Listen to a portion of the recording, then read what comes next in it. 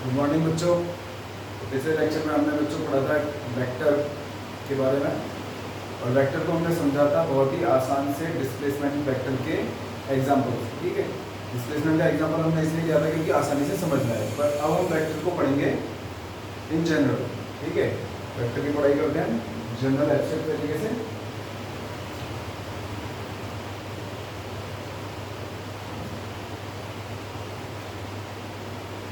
बच्चों वेक्टर कौन सी physical quantities होती हैं जिनके पास मैग्नीट्यूड होता है और साथ में डायरेक्शन भी होता है। यानी कि हमें पूरी तरीके से एक्सप्लेन करना उन चीज़ों को, तो हमें मैग्नीट्यूड के साथ साथ डायरेक्शन भी बताना पड़ेगा। ठीक है, इसके एग्जांपल हमने देखे थे पिछले वीडियो में भी। और क्या होते हैं examples? Position, displacement, velocity, acceleration, force, torque. ठीक है, ये सब क्या है? वेक्टर के एग्जांपल है। तो वेक्टर किस किस तरीके के होते हैं? नल वेक्टर,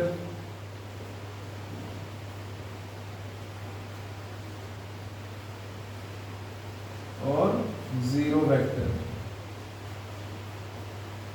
नल वेक्टर और जीरो वेक्टर यानी कि जो वो वेक्टर जिसका मैग्नीट्यूड क्या हो, जीरो हो, उसको हम नल वेक्टर कहते हैं। ठीक है, तो फिजिक्स में इसकी ऐसी कोई ज़्यादा रिक्वायरमेंट नहीं पड़ती है, हमें मैथमेटिकल आइडेंटिटीज को प्रूव करने में इसकी जरूरत पड़ती है, तो इसको हम साफ करते हैं।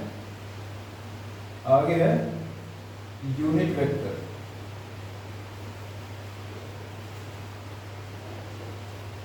यूनिट वेक्टर कौन से होते हैं बच्चों? वो वेक्टर जिनकी मैग्नीट्यूड क्या है, 1 यूनिट, तो उनको हम बोलेंगे यूनिट वेक्टर। ठीक है, और इनका इस्तेमाल ज़्यादातर कहाँ पे करते हैं? Have magnitude 1 unit. इनका मैग्नीट्यूड होगा 1 यूनिट, तो हम इसको बोलेंगे यूनिट वेक्टर। और इसका इस्तेमाल हम ज़्यादातर करते हैं for the directions, use for direction. ठीक है, तो कैसे इस्तेमाल करते हैं वो हम आगे देखेंगे कि यूनिट वेक्टर्स का कैसे इस्तेमाल करते हैं हम डायरेक्शंस के लिए। ठीक है, रिप्रेजेंटेशन ऑफ वेक्टर। तो वेक्टर को हम कैसे रिप्रेजेंट करते हैं? कोई भी वेक्टर है तो उसको हम कैसे रिप्रेजेंट करेंगे? सिंपली इस तरीके से एक एरो से हम रिप्रेजेंट करते हैं वेक्टर को, जिसमें ये जो लेंथ है एरो की, वो क्या रिप्रेजेंट करती है? Magnitude of the vector.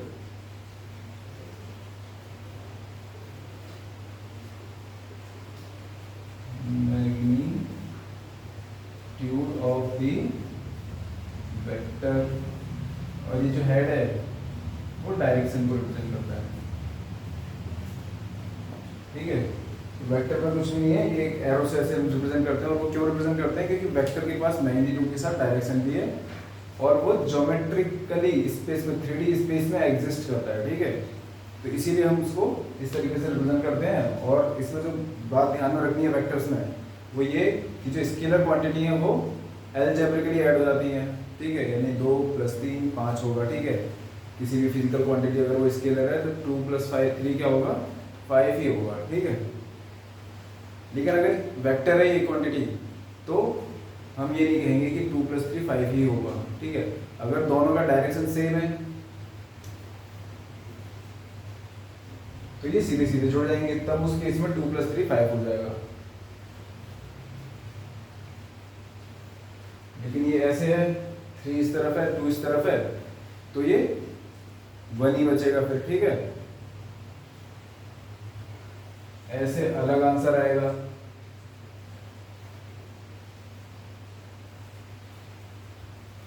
ऐसे कुछ अलग आंसर आएगा, यानी कि डायरेक्शन पे डिपेंड करेगा। जब भी हम वेक्टर को ऐड करेंगे तो उनकी डायरेक्शन पे डिपेंड करेगा, और ज्योमेट्रिकली ऐड करेंगे।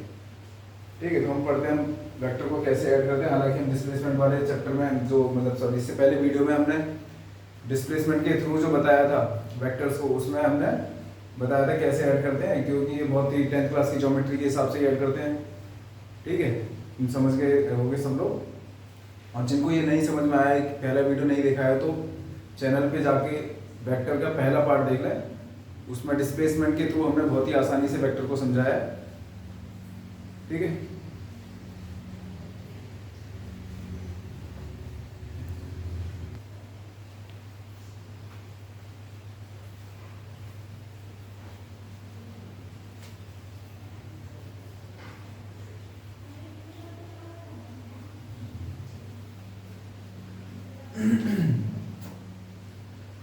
तो दो वेक्टर, इक्वलिटी ऑफ वेक्टर्स, यानी कि दो वेक्टर इक्वल कब होंगे? जाहिर सी बात है, वेक्टर के पास मैग्नीट्यूड है और डायरेक्शन है, तो जब दोनों ही सेम होंगे तभी हम उन दोनों वेक्टर को इक्वल कहेंगे। इक्वलिटी ऑफ वेक्टर्स, तो ये ए वेक्टर है और ये बी वेक्टर है, ठीक है। तो जब हम वेक्टर को डिनोट करते हैं सिंबॉलिकली तो क्या है ये, जैसे कि हम जो भी सिंबल है उसके ऊपर एक छोटा सा एरो बना देते हैं, तो इसका मतलब हम वेक्टर की बात कर रहे हैं। कुछ कुछ बुकों में क्या है, बोल्ड करके लिखेंगे उस कैरेक्टर को, ठीक है। जिन बुक में, कुछ बुक्स में ऐसे इस्तेमाल करते हैं, बोल्ड करके लिख देंगे तो वहां पे वेक्टर की बात हो रही है वो, और कुछ बुक्स में ये नोटेशन यूज करते हैं कि सिंबल के ऊपर एरो का साइन बना देंगे तो ये वेक्टर की बात हो रही है। दोनों तरीके से, पर हम तो इसी को इस्तेमाल करेंगे क्योंकि पेपर में ऐसे घसीटा मार के डार्क थोड़ा करते रहेंगे, ठीक है। तो ये वेक्टर है। और अगर सिंपली अगर जैसे हम ये वाला नोटेशन यूज कर रहे हैं, तो जब सिंबल के ऊपर हमने एरो बना दिया तो यानी कि हम उसके वेक्टर की बात कर रहे हैं। और अगर सिंपली ए लिखा हुआ है तो यानी कि हम उसके मैग्नीट्यूड की बात कर रहे हैं, उसकी लेंथ की बात कर रहे हैं, जो भी मतलब लेंथ तो इस डायग्राम के हिसाब से, पर जो भी वेक्टर है उसकी वैल्यू की बात कर रहे हैं, ठीक है। तो इस तरीके से भी और ऐसे भी रिप्रेजेंट कर देते हैं मैग्नीट्यूड को, मॉड ए, ठीक है। तो इक्वालिटी की बात कर रहे थे, दो वेक्टर इक्वल कब होंगे? जब दोनों की लेंथ भी सेम होगी और डायरेक्शन भी सेम होगा, ठीक है। तो हम कहेंगे कि दोनों वेक्टर इक्वल है। अच्छा, वेक्टर जो है इसको हम क्या है, ट्रांसलेट कर सकते हैं, यानी कि बी वेक्टर यहाँ पे है, उसको मैं ऐसे खिसका के ऊपर ले जाऊं या आगे ले जाऊं, ठीक है। तो इस वेक्टर में कोई भी चेंज नहीं माना जाता है, यानी वेक्टर को हम पैरेलली ट्रांसलेट कर सकते हैं बिना उसके मैग्नीट्यूड और डायरेक्शन में चेंज लाए, तो उस वेक्टर में कोई भी चेंज नहीं माना जाएगा। इसका मतलब ये है कि जब भी हम क्वेश्चन सॉल्व करेंगे तो वेक्टर को हम ऐड करने के लिए, दो वेक्टर्स को ऐड करने के लिए, रिजॉल्व करने के लिए आगे पीछे इधर पैरेलली ट्रांसलेट कर सकते हैं उसको, कोई उसमें दिक्कत वाली बात नहीं है, ठीक है। उसमें चेंज नहीं माना जाएगा, पर हाँ मैग्नीट्यूड और डायरेक्शन सेम रहना चाहिए। तो ये समझ में आ गया इक्वलिटी ऑफ वेक्टर्स। अब मैग्नीट्यूड की बात कर लेते हैं, मैग्नीट्यूड ऑफ वेक्टर, जैसे कि अभी मैंने बताया कि वेक्टर को हम डिनोट करते हैं, जो भी सिंबल यूज कर रहे हैं उस वेक्टर के लिए उसके ऊपर एक एरो का साइन बनाकर, ठीक है।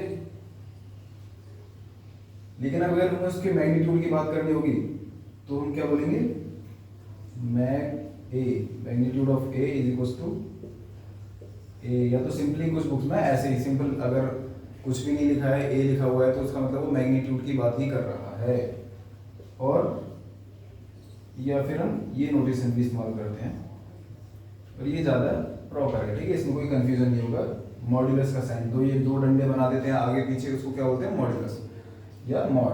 तो मॉड ए, यहाँ पे हम वेक्टर की बात कर रहे हैं, तो जब भी ये मॉड ए होगा तो यानी कि इस वेक्टर की मैग्नीट्यूड कितनी है, ये लेंथ कितनी है, कितनी यूनिट से वो निकल कर आएगा, ठीक है।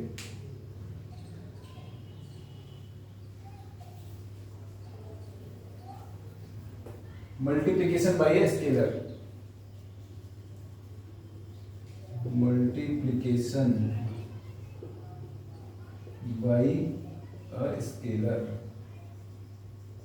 अगर किसी वेक्टर में हम एक स्केलर की यानी कि एक कांस्टेंट नंबर की मल्टीप्लाई करते हैं हम, तो क्या होगा। तो ये वेक्टर है हमारा ए वेक्टर, तो अगर उसमें हमने 2 मल्टीप्लाई कर दिया तो ये बन जाएगा 2a। तो इसका क्या मतलब है, इसका मतलब सिंपली ये है कि जो वेक्टर है उसकी लेंथ हो जाएगी डबल, जो यहाँ था उससे डबल हो जाएगी, डायरेक्शन सेम रहेगा, तो ये वेक्टर हो गया 2a वेक्टर, ठीक है बच्चों, समझ में आया। जब भी स्केलर 2 से एग्जांपल ले लिया, 2 से दुगना हो जाएगा, 3 से मल्टीप्लाई करेंगे तो 3 गुना हो जाएगा, ठीक है। ऐसे ही अगर हम नेगेटिव नंबर से मल्टीप्लाई कर दें, सपोज ये a है तो -1 से मल्टीप्लाई कर दिया तो वेक्टर क्या बन जाएगा, -a, वेक्टर। तो माइनस ए का मतलब क्या होता है? माइनस ए का मतलब ये है कि जो ये वेक्टर है इसका मैग्नीट्यूड तो सेम रहेगा पर इसका डायरेक्शन रिवर्स हो जाएगा, एग्जैक्टली 180 डिग्री से ये टर्न हो जाएगा। तो ये वेक्टर है माइनस ए वेक्टर। ठीक है बच्चों, तो माइनस का वेक्टर में जहां पे भी माइनस आएगा तो उसका मतलब क्या है, जो ओरिजिनल वेक्टर है उसका अपोजिट वेक्टर है। ठीक है,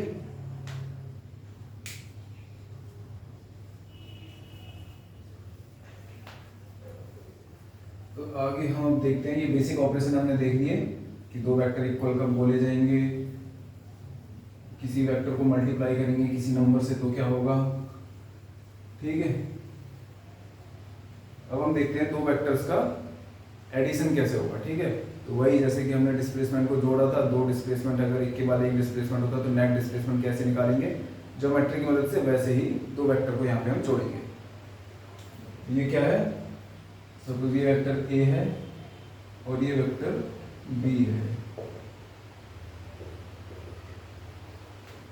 तो हमें इन दोनों का एडिशन करना है, जोड़ना है। ठीक है, कि रिजल्टेंट क्या आएगा इन दोनों को जोड़कर। तो triangle rule of vector addition किसका इस्तेमाल करेंगे हम, triangle rule of vector addition.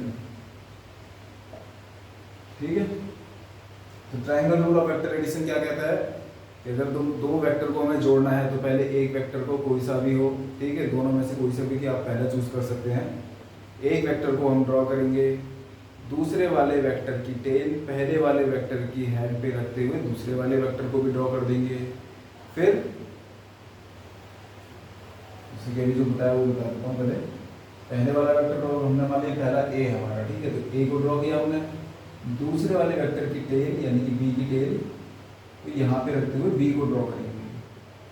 तो हमने थोड़ी देर पहले बताया था कि बी को हम ट्रांसलेट करके यहाँ पे ले आया, अगर हम उसका डायरेक्शन और मैग्नीट्यूड नहीं चेंज कर रहे हैं तो वो वेक्टर अभी भी बी ही है। ठीक है, तो ये हो गया बी। तो जो रिजल्टेंट होगा यानी कि इनका जो एडिशन होगा वो क्या देगा, किससे पता चलेगा, पहले वाले की टेल से दूसरे वाले की हेड तक जो जाएगा, यानी कि ये हो जाएगा रिजल्टेंट वेक्टर। ठीक है, और इसको हम रिप्रेजेंट करते हैं, यानी कि दिखाते हैं इस तरीके से कि R जो है वो रिजल्टेंट है A प्लस बी का। ठीक है, पर ये रिप्रेजेंट करने का तरीका है कि नोटेशन है, ऐसा नहीं है कि सिंपली तुम A और B को जोड़ दो। ठीक है, ये तो ये बताने के लिए दिखा रहा है कि ये जो R वेक्टर है वो A प्लस बी करके आया है, वेक्टर A और वेक्टर B को जोड़कर आया है, पर इसकी वैल्यू यहाँ से नहीं आएगी, वैल्यू हमें ज्योमेट्री की मदद से निकालनी पड़ेगी। ठीक है, यानी कि ये लेंथ निकालनी है अगर हमारे पास A लेंथ है, B लेंथ है, ट्राइंगल की दो साइड हमें दे रखी है, तीसरी लेंथ हमें निकालनी है। तो क्या करेंगे, यहाँ से परपेंडिकुलर ड्रॉ करेंगे। अच्छा, यहाँ पे जब भी दे रखा होगा तो ये A के साथ इसका एंगल भी दे रखा होगा थीटा। ठीक है, तो ये थीटा हमें गिवन है। इस छोटे वाले ट्राइंगल में ये अपोजिट साइड क्या हो जाएगी, B sine theta. Simple trigonometry है क्लास 10 की। साइन थीटा क्या होता है, परपेंडिकुलर अपॉन बेस। तो परपेंडिकुलर क्या हो जाएगा, तो साइन थीटा क्या होता है, परपेंडिकुलर अपॉन हाइपोटेनस। तो साइन परपेंडिकुलर क्या हो जाएगा, हाइपोटेनस के साथ मल्टीप्लाई हो जाएगी साइन थीटा की। ऐसे ही कॉस थीटा होता है बेस अपॉन हाइपोटेनस। तो हमें बेस चाहिए, तो नीचे से जो हाइपोटेनस है वो कॉस थीटा के साथ मल्टीप्लाई में चले जाएगा और ये आ जाएगा हमारा बी कॉस थीटा। ठीक है, अब बड़े वाले ट्राइंगल को देखिए, बड़े वाले ट्राइंगल में ये हो गया परपेंडिकुलर, ये पूरा हो गया यहाँ से बेस, और इसमें हम पाइथागोरस थ्योरम लगा देंगे। तो R इक्वल्स टू क्या आ जाएगा यहाँ से, अंडर रूट, बेस है हमारा, टोटल लेंथ यहाँ से लेके यहाँ तक की लेंथ कितनी हो गई, A plus B cos theta का स्क्वायर। पाइथागोरस थ्योरम पे याद है ना, तो ये हो जाएगा b परपेंडिकुलर का स्क्वायर b साइन थीटा का स्क्वायर। ठीक है, याद है तो अच्छी बात है, नहीं है तो याद कर लो। ठीक है, और जिनको याद है वो अगर चाहें तो पाइथागोरस थ्योरम ड्राइव कैसे होती है वो एक बार ड्राइव करके देखें कि कहाँ से आई, कैसे इसको प्रूव कर सकते हैं कि पाइथागोरस थ्योरम का प्रूफ एक बार करके देखना। जिनका मैथ्स में थोड़ा इंटरेस्ट हो, और ना कोई बात नहीं रहे तो हमें खाली रिजल्ट से मतलब है यहाँ पे। तो ये आ गया, इसको खोल देते हैं तो ये क्या आ जाएगा, a प्लस बी का होल स्क्वायर का formula, A square plus B square cos square theta plus 2ab cos theta. ठीक है, यहाँ भी लग जाएगा, प्लस इसका square B square sine square theta. ठीक है, बस देखो ये वाली टर्म और ये वाली टर्म, इन दोनों टर्म को एक साथ जब हम प्लग कर देंगे तो क्या आएगा, A square plus B square common आ जाएगा इन दोनों में से, अंदर आएगा sine square theta plus cos square theta, और ये वाली टर्म आ जाएगी बाद में 2ab कॉस थीटा। और ये आ गया हमारा अंडर रूट ए स्क्वायर, ये बन गया 1 plus B square plus 2ab cos theta. ठीक है बच्चों, तो ये आ गया रिजल्टेंट, यानी कि ये बता रहा है, ये वाला जो रिप्रेजेंटेशन था, ये जो इक्वेशन है वो दिखा रही है कि वेक्टर आर जो है वो इन दोनों का रिजल्टेंट है, तो उसका मैग्नीट्यूड किससे आएगा, इससे। ठीक है, ओके बच्चों। तो जैसे कि हमने अभी थोड़ी देर पहले पढ़ा कि वेक्टर क्या होते हैं, वो फिजिकल क्वांटिटी जिनके पास डायरेक्शन के साथ मैग्नीट्यूड भी है। तो यहाँ पे तो क्या निकला अभी, मैग्नीट्यूड, तो हमें तो डायरेक्शन भी बताना पड़ेगा ना भैया। डायरेक्शन कैसे बताएंगे, यानी कि ये एंगल किसी के साथ भी बताएंगे, जैसे हम ए के साथ बता रहे हैं, ये एंगल अल्फा कितना है, बताओ बताओ, दिमाग की बत्ती जलाओ। तो बहुत ही आसानी से दिख रहा है कि बड़ा वाला एंगल है। सर आप भी क्या पूछते रहते हो, हैं ये परपेंडिकुलर हो गया, ये बेस हो गया, तो यहाँ से इस वाले बड़े वाले ट्रायंगल में tan अल्फा क्या हो गया, tan अल्फा हो गया परपेंडिकुलर, यानी कि b sin theta upon base, base ये रहा a plus b cos theta. Alpha यहाँ से आ जाएगा, tan को इधर भेज देंगे, डिवाइड में नहीं जाएगा, ये मल्टीप्लिकेशन नहीं है। ठीक है, इधर भेजने का मतलब है इसका इन्वर्स ले लेंगे। ठीक है, tan inverse b sin theta upon a plus b cos theta. ठीक है बच्चों, तो मैग्नीट्यूड भी बता दिया हमने, डायरेक्शन भी बता दिया, यानी कि पूरी तरीके से हमने बता दिया कि दो वेक्टर को जोड़ेंगे a और b को, तो उसका मैग्नीट्यूड कितना आएगा और डायरेक्शन कितना आएगा। अच्छा, आवाज़ जो है वो बारिश हो रही है। ठीक है, तो बारिश की आवाज़ आ रही है, तो देखेंगे एडिटिंग वगैरह इसको कैंसिल कर पाए तो ना।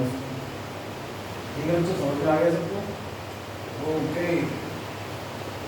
जब मैं सवाल पूछता हूँ तो हाँ पीछे से ऐसा सोच सुनाई देता, हाँ सर आ गया, इमेजिनेशन करूँगा, सबको समझ में आ रहा है।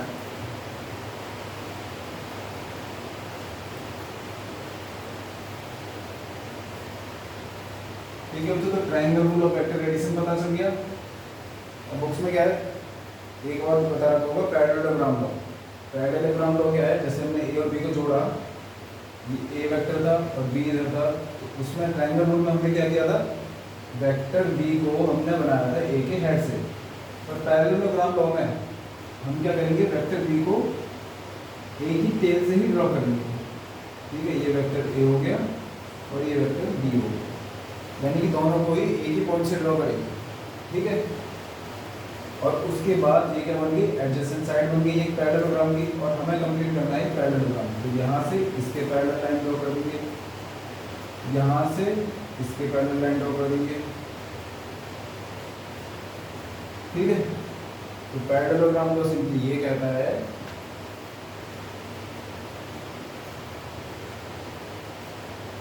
कि दोनों वेक्टर्स को एक ही पॉइंट से ड्रॉ कर दो। ठीक है, और फिर पैरेललोग्राम कंप्लीट कर दो उन दोनों को एडजेसेंट साइड मानकर। तो जिस पॉइंट से दोनों वेक्टर को ड्रॉ किया है उससे अपोजिट वर्टेक्स पर जाने वाला जो डायगोनल है वो ही इन दोनों का रिजल्ट बताएगा। देखो कुछ भी अंतर नहीं है पैरेललोग्राम लॉ में और ट्रायंगल रूल में।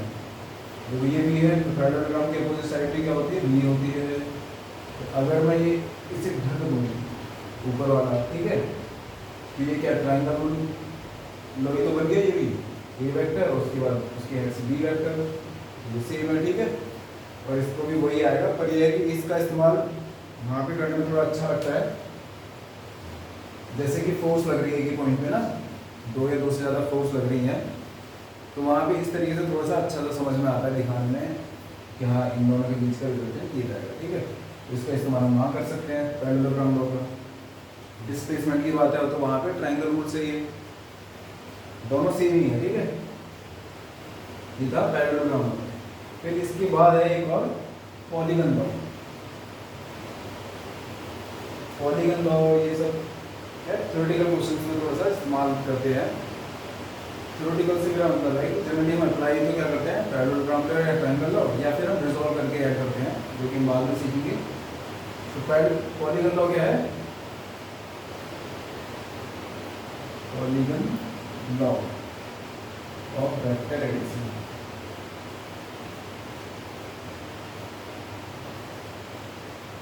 यानी कई सारे वेक्टर हैं हमारे पास, ठीक है। अभी तक हमने दो वेक्टर्स को जोड़ा, और अगर मान लो दो से ज़्यादा हैं, कई सारे वेक्टर हैं, तो उनको कैसे जोड़ेंगे।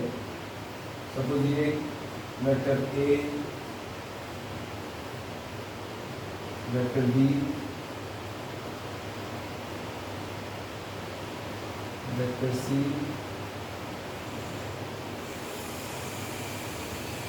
वेक्टर डी,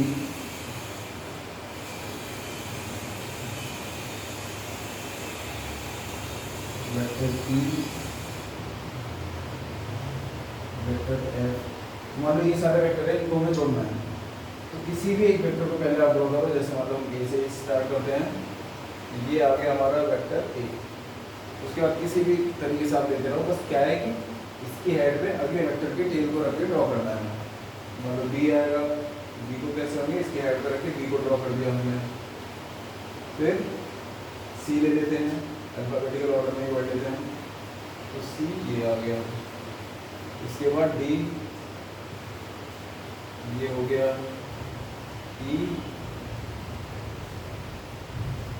ये हो गया, एफ ये हो गया, ठीक है। A B C D E F, किसी भी ऑर्डर में ड्रॉ करो यही आएगा, ठीक है। हाँ ऊपर नीचे शेप चेंज हो जाएगी, पर रिजल्ट में क्या आएगा, यही आएगा।